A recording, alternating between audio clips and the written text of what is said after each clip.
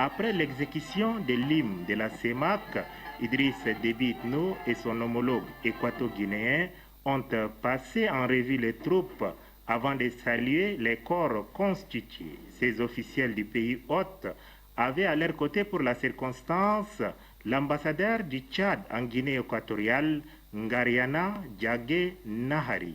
Le rituel protocolaire fini, les deux chefs d'État se retirent au salon d'honneur où ils ont eu une longue discussion.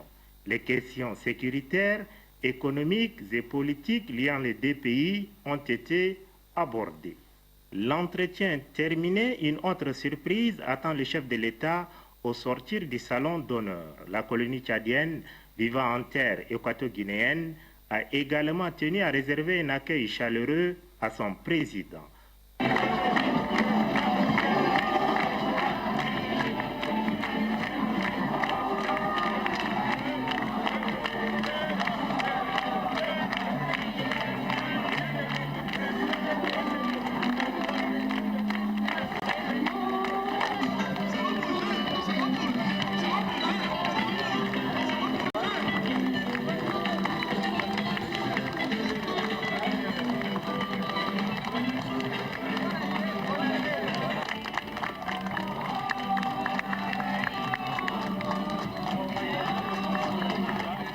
Outre les festivités marquant le 45e anniversaire de l'accession de la Guinée équatoriale à la souveraineté internationale, le séjour du chef de l'État à Malabo prévoit également d'autres activités, notamment des rencontres avec certains de ses pairs et d'autres personnalités.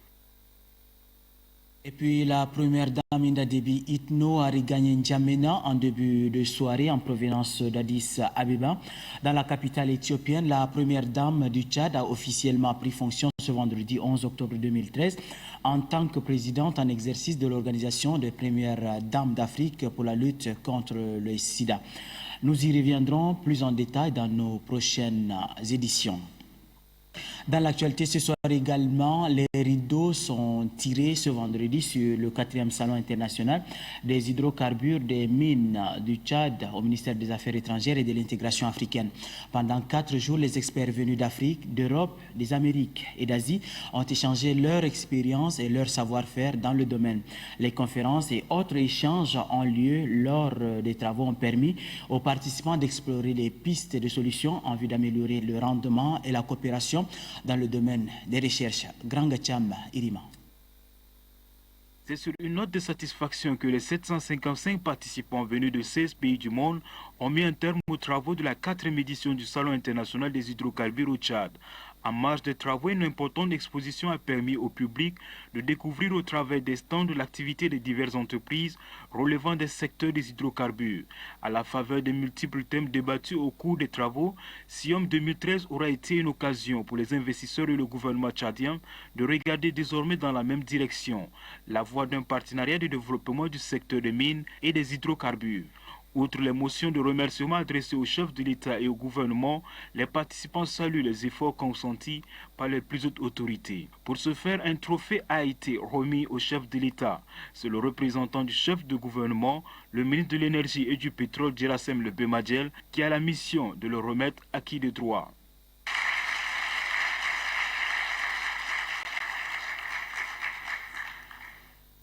Il ressort des échanges quelques recommandations permettant l'amélioration des textes en vigueur en vue d'attirer les investisseurs, l'actualisation des cartes gravimétriques et magnétiques afin de rendre accessibles les bassins sédimentaires. Ajouter à cela l'assainissement des activités de stockage et de distribution des produits pétroliers. Bien évidemment, un volet spécial est accordé à la protection de l'environnement lors de prospection et de la production des produits pétroliers sur les différents bassins. SIOM 2013 est un bon exemple de la coopération Nord-Sud. Et pour toutes les réalisations faites, une motion spéciale de remerciement a été adressée au président de la République par les participants pour les efforts consentis pour le développement du pays. Suivez. Tenons à remercier sincèrement Son Excellence M. Idriss Déby Itno, président de la République du Tchad, chef de l'État, pour l'attention combien particulière qu'il apporte aux assises de SIOM et le soutien multiforme à cette conférence. en ce 10e anniversaire de la production pétrolière, nous le remercions pour son courage, l'inégalité et pour sa très grande vision ayant permis de faire jaillir l'or noir du Tchad, permettant du coup à notre pays de s'inscrire dans un dynamisme évolutif sans pareil. Nous participons à la 4e édition du Tchad International Oil Mining and Energy, apporte tout notre soutien au chef de l'État, au gouvernement du renouveau et de l'ajustement global pour la définition d'une politique nationale pétrolière, minière, gazière, claire et judiciaire mise au profit du développement. Ces remerciements s'adressent également au ministre de l'Énergie et du Pétrole, celui des Mines et de la Géologie, aux sponsors de Cubic Globe, ainsi que tous les partenaires et amis du Tchad pour leur appui technique, financier et ayant à la réussite du SIOM 2013. N'Djamena le 11 octobre, les participants. Je vous remercie.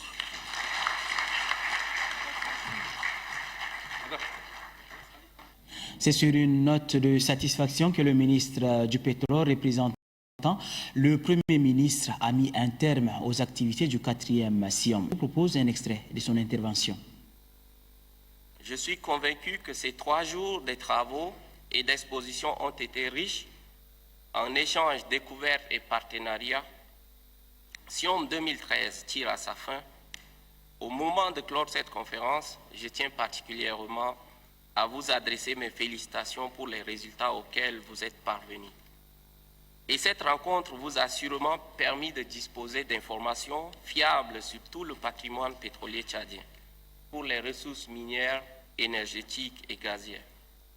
La porte vous est ouverte afin que vous veniez investir au Tchad, terre d'accueil, pays de Toumaï, berceau de l'humanité. Le Tchad, on ne cessera jamais de le dire, dispose des ressources naturelles incommensurables qui ne demandent qu'à être explorées et exploitées. SIOM se veut et continuera d'être ce lieu de brassage, d'opportunités d'affaires et des rencontres d'échanges scientifiques et techniques, un lieu où sont abordés des sujets importants relatifs à la géologie, au développement, à l'économie, aux investissements. Au vu de ces échanges riches en informations, soyez rassurés que le gouvernement de la République du Tchad suivra de près avec vous les évolutions de tous vos échanges et sera à vos côtés pour vous accompagner. Monsieur le Président de l'Assemblée, distingués invités, Mesdames et Messieurs, le Tchad, mon pays, comme vous le savez, compte plusieurs bassins sédimentaires qui occupent la moitié, ou du moins plus de la moitié de sa surface et regorge d'importantes ressources minières, pétrolières et gazières. Parmi ces bassins, il y a ceux qui sont explorés, d'autres ne le sont pas encore. Il est à souligner que dans le cadre de la promotion de ces bassins, le ministère de l'Énergie et du Pétrole a fait procéder au découpage des bassins en blocs par souci d'optimisation. Ce découpage a produit 45 blocs dont moins d'un tiers sont mis en production, sont mis en exploitation aujourd'hui. Ces différents blocs sont disponibles et le ministère de l'Énergie et du Pétrole et celui des mines et de la géologie sont là pour vous aider.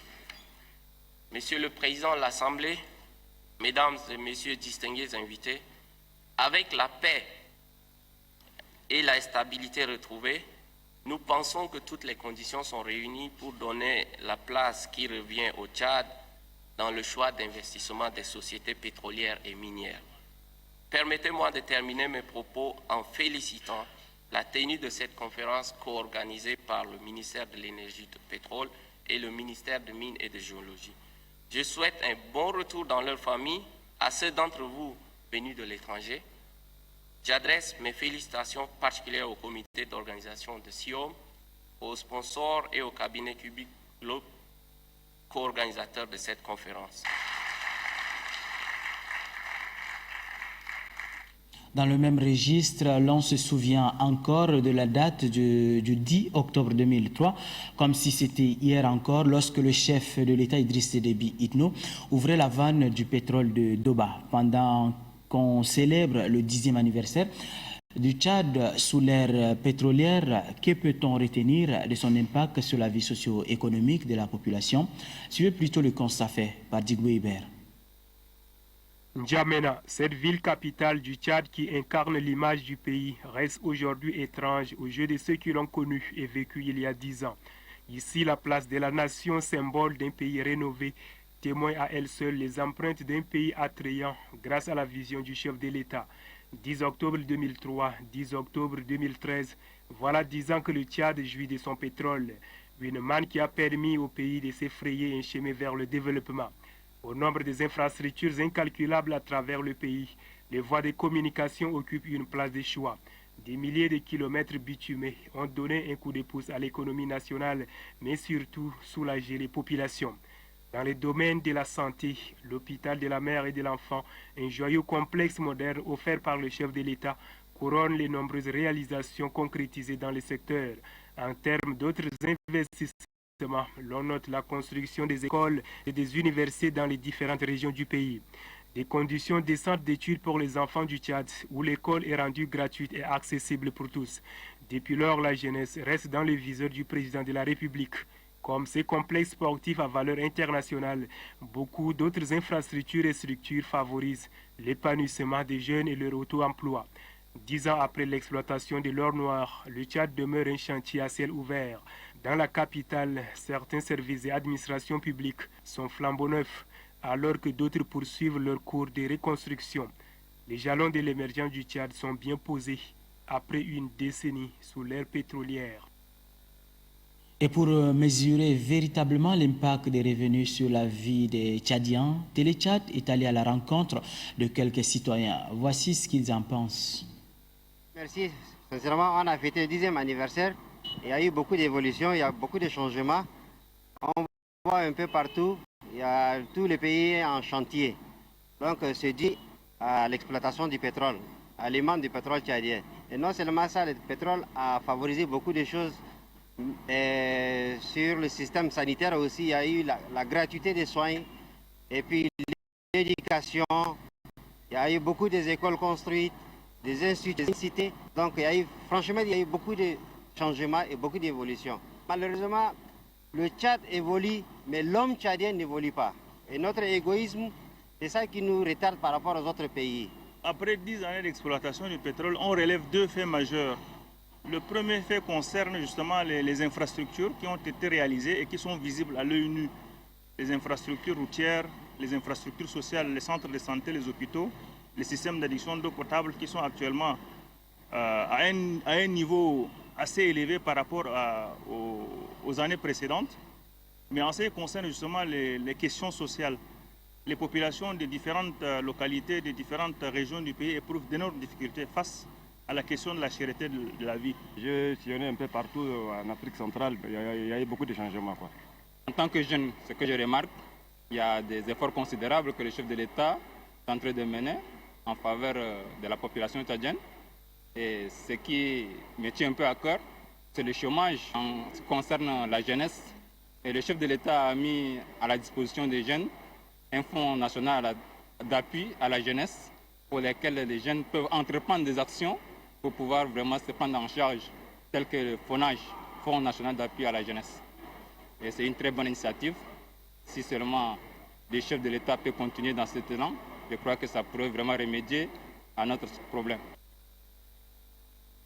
Dans l'actualité ce soir également, la communauté internationale célèbre ce 11 octobre 2013 la 2e édition de la Journée internationale des filles. À cette occasion et sur initiative du ministère de l'Action sociale, une table ronde a été organisée. Le panel bien garni pour la circonstance a pu décrypter à l'assistance le thème retenu cette année par les Nations Unies. Estelle Abdelkader a suivi les débats. Voici son reportage. L'accès à l'éducation des filles est un droit, une clé du développement durable, tel est le thème retenu au niveau national à cette journée internationale de la fille, deuxième édition. À cet effet, une table ronde a été organisée par le ministère de l'Action sociale, de la solidarité et de la famille. Pendant environ 2 heures, les conférencières se sont relayées pour sensibiliser les parents à envoyer leurs enfants à l'école. Selon la première intervenante, il y a une faible couverture éducative des filles entre le collège et le lycée. La directrice de l'éducation non formelle a quant à elle mis l'accent sur la prise en charge des filles par sa direction. Selon la directrice, le savoir lire et écrire est primordial pour une fille. Pour Mekombe Thérèse, l'éducation n'est pas un faveur, mais plutôt un droit le plus absolu pour tous. La juriste a saisi l'opportunité pour expliquer à l'assistance les instruments juridiques qui défendent les droits de la fille. À la faveur de cette table ronde, les participants ont aussi échangé avec les conférencières sur les grossesses précoces des filles et le phénomène de l'exode rural. Tout compte fait, les animatrices du débat exhortent les parents à soutenir leurs filles. Une communication de masse sera faite auprès des leaders traditionnels afin de mettre fin au phénomène de l'exode rural. Autre volet de l'actualité, signature d'une convention ce matin entre le gouvernement du Tchad et celui de la France. Une convention relative au financement du projet Grand Écosystème lacustre tchadien. Et elle a pour objet, cette convention, la mise en œuvre d'un projet de renforcement des formations dans le domaine de l'enseignement supérieur et de la recherche scientifique pour les 3 années à venir. Service Ngardjelay. Le présent projet est le fruit des requêtes formulées par le ministère de l'Enseignement supérieur et de la Recherche scientifique et le rectorat de l'Université de N'Djamena. La signature de cette convention a pour but de renforcer les formations supérieures et de la recherche au Tchad. Ce projet permettra également de doter la recherche tchadienne d'un outil informatique de pilotage mis en œuvre par le Centre national d'appui à la recherche, et ce pour accroître les performances de la recherche. Cet accord donnera l'occasion de renforcer les partenariats universitaires entre le Tchad et la France, souligne l'ambassadrice de France au Tchad. Pour la secrétaire d'État à l'économie, au plan et à la coopération internationale, ce projet contribuera à préparer les futurs cadres des institutions en charge du développement rural. Pour répondre aux aspirations légitimes de nos populations, nous devons consentir de gros efforts afin que les composants du projet, financés à de grands frais, soient orientés réellement vers les activités prévues pour un résultat satisfaisant. Je profite de cette occasion pour exhorter les enseignants-chercheurs, les maîtres assistants ainsi que les étudiants à saisir cette opportunité pour profiter au mieux des acquis de ce projet. Ce projet de renforcement de formation supérieure et de la recherche au Tchad est financé à un montant de 500 000 €, soit 327 millions de nos francs. Il a une durée de 3 ans. Un atelier intersectoriel sur les nouvelles stratégies de lutte contre le ver de Guinée au Tchad a lieu depuis hier. Y prennent part les experts en la matière et une vingtaine de représentants des zones touchées par cette maladie, à savoir les riverains du fleuve Chari. Mohamed Moussa Abamcheipi. La maladie du ver de Guinée, qui sévit dans bon nombre de pays subsahariens, a été maîtrisée, excepté 5 pays africains dont le Tchad, où une vingtaine de cas viennent d'être notifiés depuis 2010. C'est dans 8 villages différents, longeant le fleuve Chari, que cette maladie menace les habitants. Il y a de cela 10 ans, la propagation du ver de Guinée a été stabilisée au Tchad grâce aux efforts consentis par le gouvernement dans la lutte contre cette maladie invalidante. Pour appuyer l'État dans sa lutte contre le ver de Guinée, une mission du centre Carter venu d'Atlanta s'est rendue dans les districts sanitaires de Bousso, Mandelia, Gelendeng et Massenian pour mesurer l'ampleur du danger. Situation jugée inquiétante, les autorités sanitaires tchadiennes organisent cette rencontre de réflexion sur les nouvelles stratégies d'éradication du ver de Guinée au Tchad. La flambée épidémique actuelle au Tchad démontre une situation épidémique inhabituelle chez les humains infectés, ainsi qu'un grand nombre sans précédent de chiens infectés dans les foyers endémiques le long du fleuve Chari. À l'instar de tous les pays membres de l'OMS, notre pays s'est engagé dans cette lutte depuis 1991 en vue d'éradiquer ce fléau qui est la dracunculose. La ferme volonté du gouvernement est de venir à bout de cette maladie dangereuse. C'est pourquoi l'atelier intersectoriel de validation du plan d'action d'urgence des nouvelles stratégies d'action de lutte contre le ver de Guinée au Tchad est organisé. Il regroupe le ministère de la Santé publique, de Développement pastoral et de production animale, du ministère du Commerce, de la Communication, celui de l'Éducation, de l'OMS, de la Croix-Rouge du Tchad et bien évidemment les représentants des populations des zones affectées. Les travaux de l'atelier sur le suivi et évaluation des activités de communication relatives à la poliomyélite viennent de s'achever. Organisée par le ministère de la Santé publique en partenariat avec l'UNICEF, cette rencontre a réuni au moins 80 agents sanitaires venus des différentes régions du pays. Anastasie Bissi. L'éradication de la poliomyélite au Tchad nécessite des cadres expérimentés et compétents. Pour répondre à cet impératif, l'UNICEF, en collaboration avec le ministère de la Santé publique, renforce les capacités des agents sanitaires sur un nouveau logiciel de collecte des données dénommé DevInfo. C'est un logiciel qui consiste à faire le graphique et la cartographie. Cette rencontre a permis aussi aux organisateurs de faire le suivi et évaluation des activités de communication polio. Les participants auront désormais pour tâche la mise en œuvre intégrée des différentes saisies des données en cartes, graphiques et tableaux. Vos rapports ne seront plus superficiels, mais apporteront des analyses et des critiques de qualité. Ce rêve s'est déjà réalisé. Nous disons même que vous avez intérêt à le faire, vu que la plus grande partie de votre temps de consultation est consacrée à ce travail. Les participants souhaitent que le ministère de la Santé publique dote les formations sanitaires des outils nécessaires pour la mise en œuvre de ce programme. Ils demandent également aux partenaires d'appuyer davantage le ministère de la Santé publique dans ses multiples réalisations pour le bien-être de la population.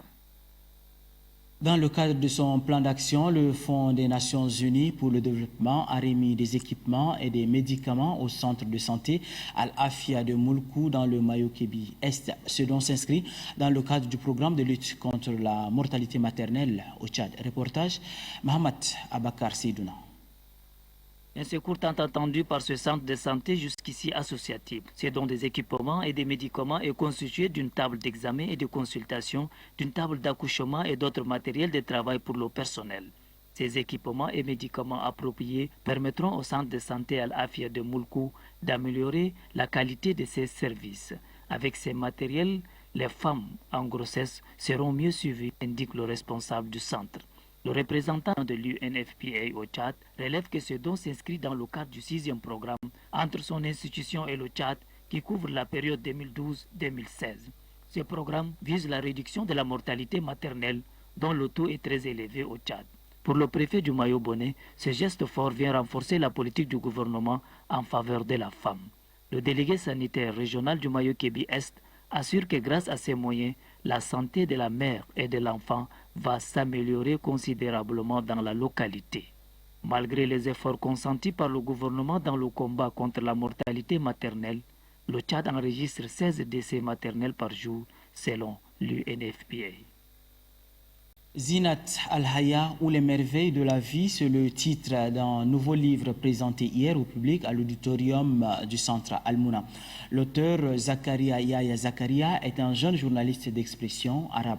Zinat Al-Haya est le troisième ouvrage offert donc au lecteur par cet auteur. Adef Ahmad Benrahama a assisté à la cérémonie de présentation. Voici son reportage. Zinat Al-Haya ou la merveille de la vie. C'est le titre de ce livre présenté par son auteur, Zakaria Yaya Zakaria. Dans cette œuvre écrite en arabe littéraire, l'écrivain met en relief les réalités quotidiennes de l'enfant tchadien, les pesanteurs socioculturelles et surtout les problèmes qu'éprouve l'enfant dans sa vie sont mis en évidence. L'illustration par des images permet de mieux véhiculer le message pour une bonne éducation des progénitures. Le livre, ça sert vraiment à éduquer les enfants. Et nous sommes vraiment dans le besoin. Ce livre, je souhaite que ça va entrer dans chaque maison parce que vraiment ça aide beaucoup dans l'éducation. L'œuvre de cet écrivain et journaliste a été appréciée par le public venu suivre la présentation. Tous félicitent et encouragent l'auteur qui a à son actif 3 livres. La directrice du Centre culturel Al-Mouna, Aïda Yaspik, a surtout apprécié le style simple adopté par l'auteur du livre. Pour elle, cela va contribuer à l'éducation des enfants. Dans les prochains jours, Zakaria Yaya Zakaria entend traduire son livre intitulé Zinat al-Haya en français. Cette œuvre est déjà disponible au Centre culturel Al-Mouna au prix de 1500 francs CFA l'exemplaire. En sport football, le championnat zonal de football 3e édition vient d'être lancé. En toile de fond, la détection des jeunes talents pour le développement de la discipline. Les différentes équipes engagées pour cette compétition ont 10 jours pour se rivaliser sur les différents stades du pays. Innocent Kilayo. Le championnat de football organisé par zone est à sa 3e édition. Comme dans les éditions précédentes, ce championnat zonal a pour but de détecter les jeunes talents du sport roi à travers les provinces. À Mongo, chef-lieu de la région du Guéra, considéré comme la zone numéro 1, le championnat zonal a regroupé 3 régions. Il s'agit de la région du Bata, de la région du Salamat et bien entendu de la région du Guéra qui accueille la compétition. Juste après le coup d'envoi donné par le gouverneur du Guéra, Mohamed Ali Hassan, c'est le club As-Police de Mongo et Renaissance Football Club d'Amtiman qui ont ouvert le bal. Ces 2 clubs ont livré un match d'un bon niveau et ils se sont séparés par un score de parité de 2 buts partout. Dans la zone 3, c'est Moussoro, chef-lieu de la région du Bar El Ghazal, qui a accueilli la compétition. Contrairement à la zone numéro 1, la zone 3 regroupe 4 régions. La région du Kanem, la région du Lac, la région de Hadjer Lamis et la région du Bar El Ghazal. Ce sont les 4 régions qui composent la zone numéro 3. Avant de donner le coup d'envoi du championnat de sa zone, le gouverneur de la région du Bar El Ghazal, Bayana Gosingar, a rappelé aux footballeurs venus des 4 régions l'esprit du fair play. Le match d'ouverture qui a mis aux prises le club des transporteurs du Kanem au club du Lac a tourné à l'avantage des footballeurs venus du Kanem. Ils ont pris une sérieuse option en battant leur adversaire sur un score de 2-1. Le championnat zonal qui se déroule simultanément dans tout le pays est suivi de tout près par la Fédération tchadienne de football. Mesdames et messieurs, c'est ici que s'achève cette édition. Merci à vous de l'avoir suivi. Bonne suite de programme sur Télé Tchad.